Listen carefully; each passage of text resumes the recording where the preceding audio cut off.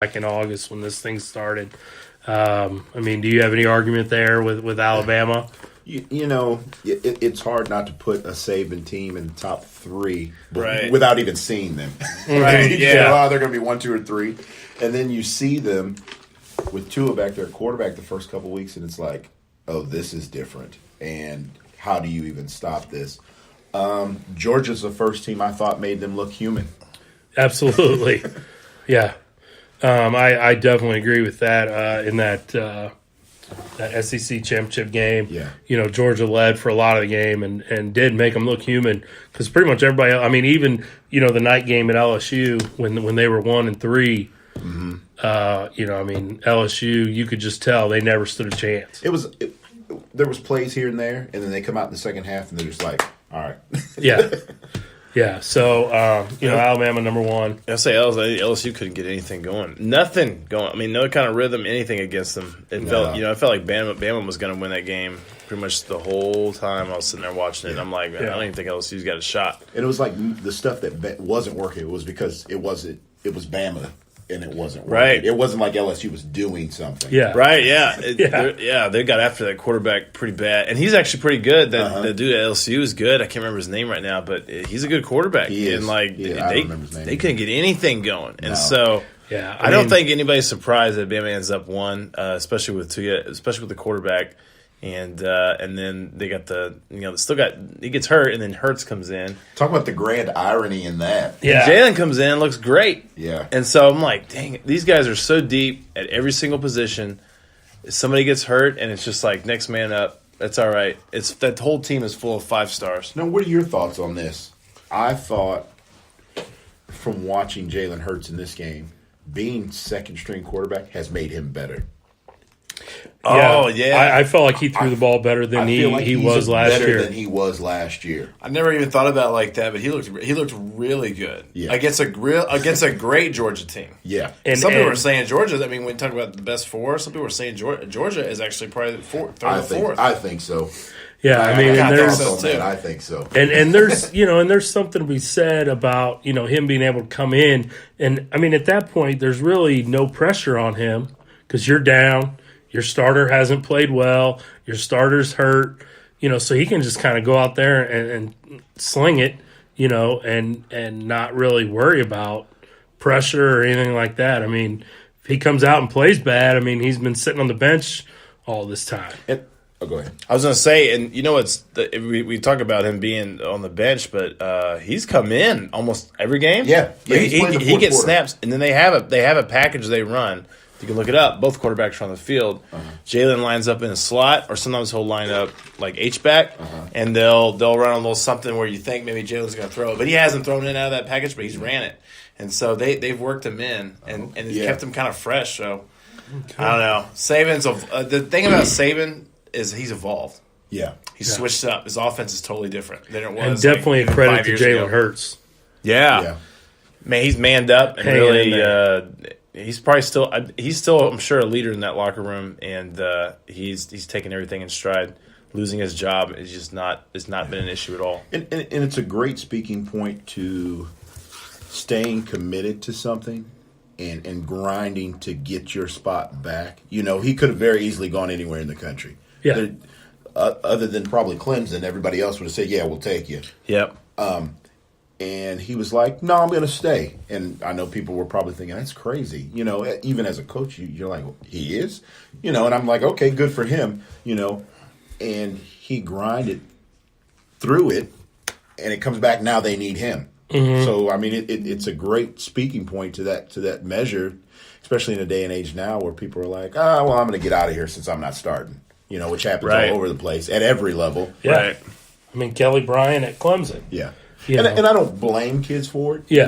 There are only a handful of kids, especially at a quarterback position, who are great. And if you happen to be somewhere where you're sitting behind a guy and you're an NFL caliber quarterback, you can't sit there for 3 years. So I'm not going to argue that you should. Yeah. But when a person does, it's like, wow, that's great to see. Yes. Yeah. Yeah, absolutely. Speaking of Clemson, they're number 2. We also had them predicted at number 2 beginning of the year. Me coaching D-line this year, I was reading all about their D-line, and, man, they get after the passer.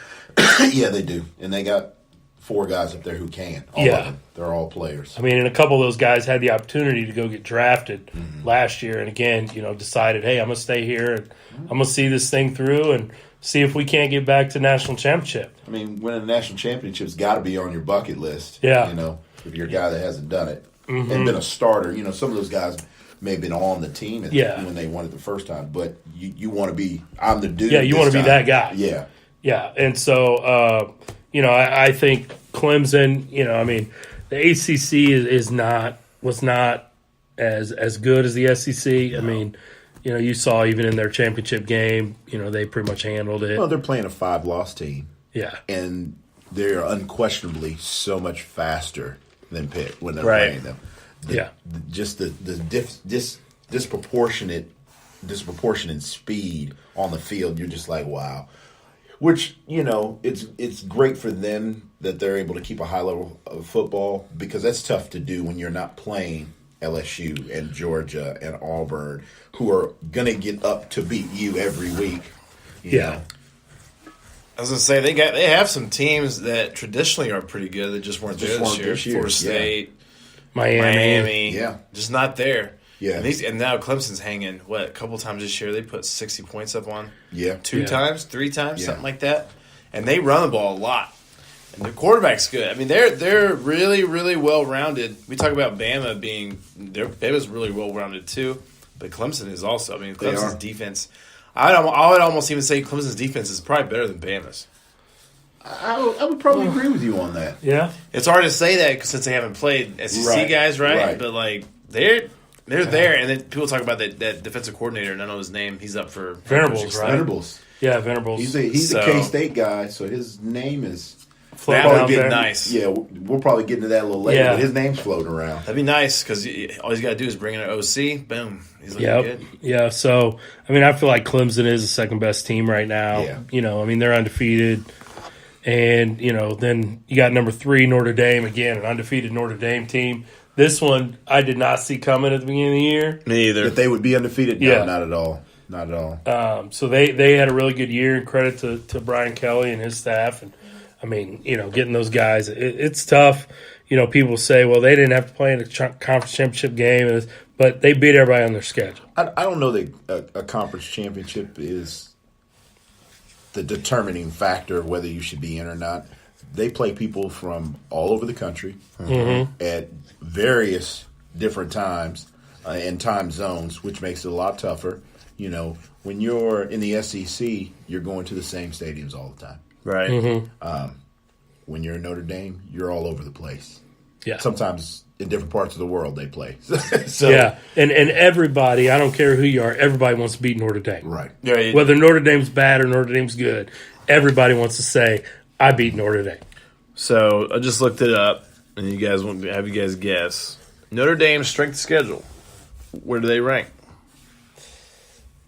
I'd probably say they're top 10. Yeah, I'd say right around 9 or 10 maybe. Yeah. Not top 10, 26. Wow. 26. Wow. I did not know that. Is that based on, and I'm sure it's based on how some of those people fared this year. So it's like, but it's basically the final rankings are based on, it's some kind of average, but it also shows record. It also shows the top person that they played and then the most bottom person they played.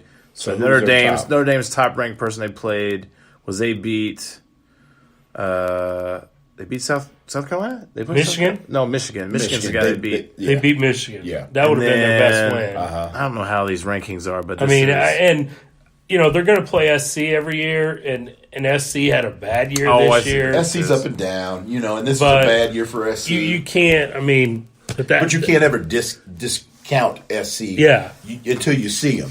Exactly. They're a team that could be either. Now, one bonus is next year, Georgia's on Notre Dame's schedule. Okay. Week 3, I think.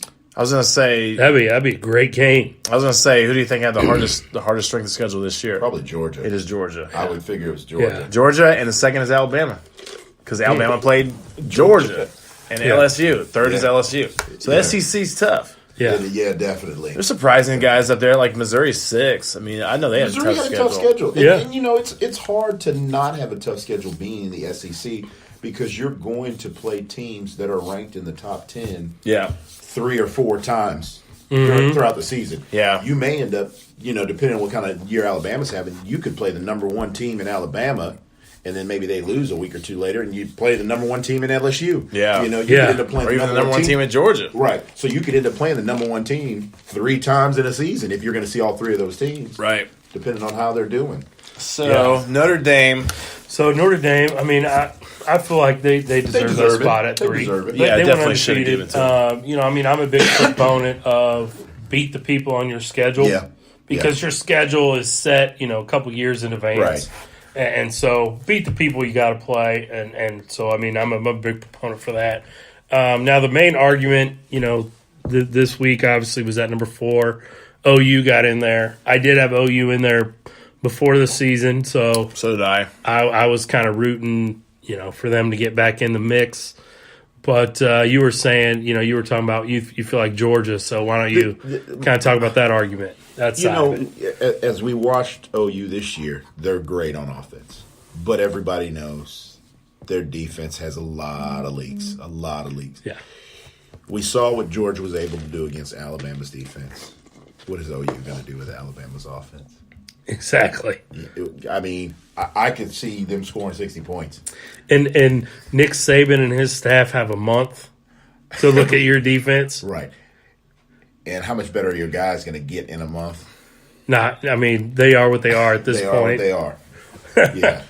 So, yeah. So that's my only qualms with it. We know what Georgia can do defensively against Alabama. I don't think OU could do that. We know what Georgia can do offensively against Alabama. I think OU is going to do about the same.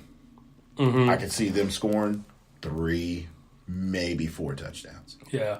I mean, I think it'll be a 30-point game in Alabama's favor.